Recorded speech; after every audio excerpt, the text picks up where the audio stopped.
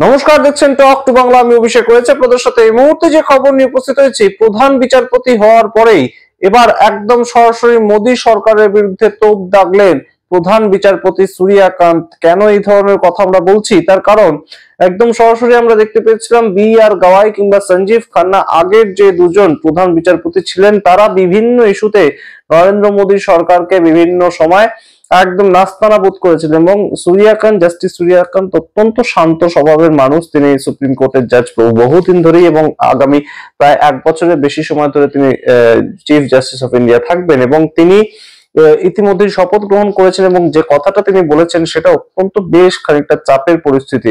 তার কারণ ইতিমধ্যে সুপ্রিম কোর্টের চিফ জাস্টিসের মুখ থেকে আমরা শুনতে পেয়েছি নিউ দিল্লির যে পলিউশন, নিউ দিল্লির যে দূষণ, আবহাওয়া দূষণ, সেটা নিয়ে কথা। এবং তিনি বলছেন যে 1 ঘন্টা মাত্র আমি সকালবেলা হাঁটলেই আমার শ্বাসকষ্ট শুরু হয়ে যাচ্ছে, তারপরে কাজ করব কিভাবে।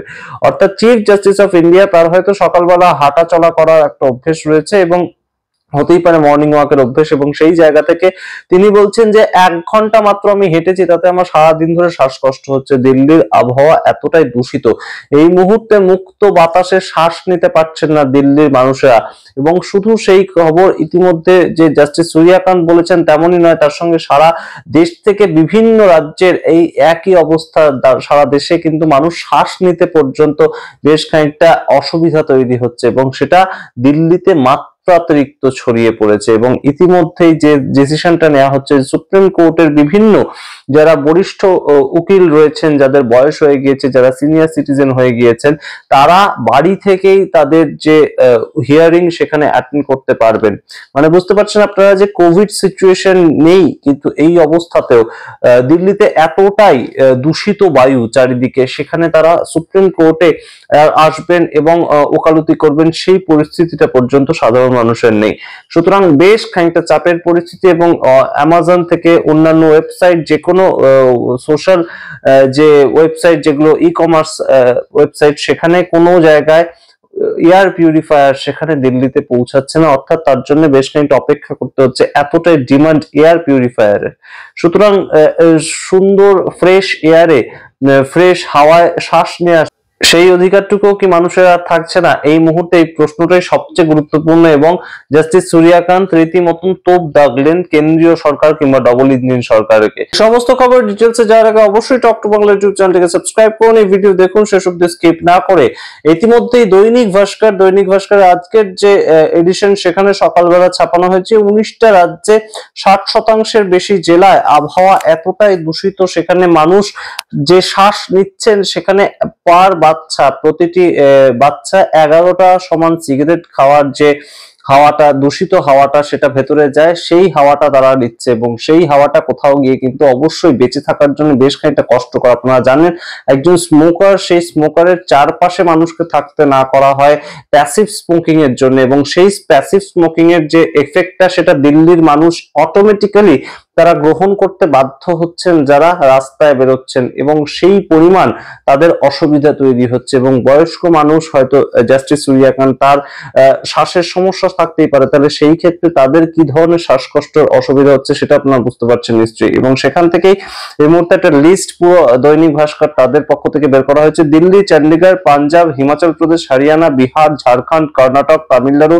পন্ডিচেরি, নৈনিতালের মতন বিভিন্ন রাজ্য এবং তার সঙ্গে সে বেশ কিছু বড় বড় স্টেট, প্রত্যেকটা জায়গাতে আবহাওয়া অত্যন্ত দূষিত। এবং সেখানকার হাওয়াতে শ্বাস নেওয়ার মতন উপযোগিতা নেই। দিল্লির থেকে মানুষ যে অন্য জায়গায় যাচ্ছেন, তারা হয়তো নৈনিতাল চলে গেলেন, তারা হয়তো হিমালয়ান রেঞ্জে চলে গেলেন, কিন্তু সেই ক্ষেত্রেও একদম সরাসরি বলা হচ্ছে যে হিমালয়ান রেঞ্জে প্রত্যেকটা পাহাড়ের যে হাওয়া, বিভিন্ন যে রেঞ্জে আমরা থাকতে যাই, সেটা দার্জিলিং হতে পারে, সেটা কার্সিয়াং হতে পারে, প্রত্যেকটা জায়গাতে যে থাকার যে জায়গাগুলো, প্রত্যেকটা দূষিত হয়ে গিয়েছে এবং পলিউটেড হাওয়া হিমালয়ান রেঞ্জে পর্যন্ত পৌঁছেছে। এবং তার সঙ্গে এই মুহূর্তে যে রিপোর্টটা আপনাদেরকে দেখাচ্ছে, সেখানে লেখা আছে যে সারা ভারতবর্ষে 50টি দূষিত জেলা রয়েছে। সবচেয়ে বেশি দূষিত জেলা, যেখানে এয়ার পলিউশন সবচেয়ে বেশি পরিমাণ রয়েছে, সেটা 50টা জেলা সবচেয়ে বেশি। তার মধ্যে এই যে 50টা জেলা, সেই 50টা জেলার মধ্যে 4টে রাজ্য আছে। 4টে রাজ্য হচ্ছে দিল্লি, আসাম, বিহার এবং হরিয়ানা।